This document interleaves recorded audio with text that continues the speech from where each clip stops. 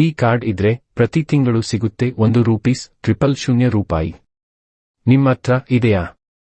ಈ ಶ್ರಮ ಕಾರ್ಡ್ ಹೊಂದಿರುವವರಿಗೆ ಆರೋಗ್ಯ ಮತ್ತು ಆರ್ಥಿಕ ನೆರವುಗಳನ್ನು ಒದಗಿಸಲು ಸರ್ಕಾರ ವಿಶೇಷ ಯೋಜನೆಗಳನ್ನು ಪರಿಚಯಿಸಿದೆ. ಒಂದೇ ಕಾರ್ಡ್ ಮೂಲಕ ವಿವಿಧ ಯೋಜನೆಗಳ ಲಾಭ ಪಡೆಯಬಹುದಾಗಿದೆ. ಇದರಲ್ಲಿ ಆಯುಷ್ಮಾನ್ ಭಾರತ್, ಅಟಲ್ ಪಿಂಚಣಿ ಯೋಜನೆ, ಭೀಮಾ ಸುರಕ್ಷಾ ಯೋಜನೆ ಸೇರಿವೆ. ಪ್ರತಿ ತಿಂಗಳು ನಿಮ್ಮ ಬ್ಯಾಂಕ್ ಖಾತೆಗೆ ನೇರವಾಗಿ ₹1,000 ಜಮಾಗೊಳ್ಳಲಿದೆ. ಈ ಸೌಲಭ್ಯವನ್ನು ಪಡೆಯಲು ನೀವು ಅಸಂಘಟಿತ ವಲಯದಲ್ಲಿ ಕೆಲಸ ಮಾಡುತ್ತಿರುವ ಕಾರ್ಮಿಕರಾಗಿರಬೇಕು ಮತ್ತು ಈ ಶ್ರಮ ಕಾರ್ಡ್ ಹೊಂದಿರುವುದು ಕಡ್ಡಾಯ.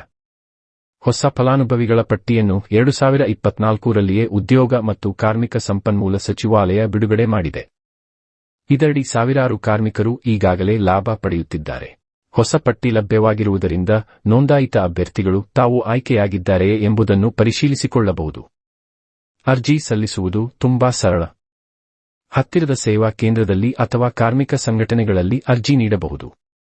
ನಂತರ ಅಧಿಕೃತ ವೆಬ್ಸೈಟ್ಗೆ ಭೇಟಿ ನೀಡಿ ನಿಮ್ಮ ನೋಂದಾಯಿತ ಮೊಬೈಲ್ ಸಂಖ್ಯೆಯನ್ನು ನಮೂದಿಸಿ ಅರ್ಜಿ ಪ್ರಕ್ರಿಯೆ ಕೈಗೊಳ್ಳಬಹುದು.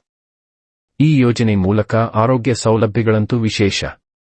ಬಡ ಮತ್ತು ದುರ್ಬಲ ಕಾರ್ಮಿಕರಿಗೆ ಉಚಿತ ಚಿಕಿತ್ಸಾ ಯೋಜನೆಗಳು ದೊರೆಯುತ್ತವೆ.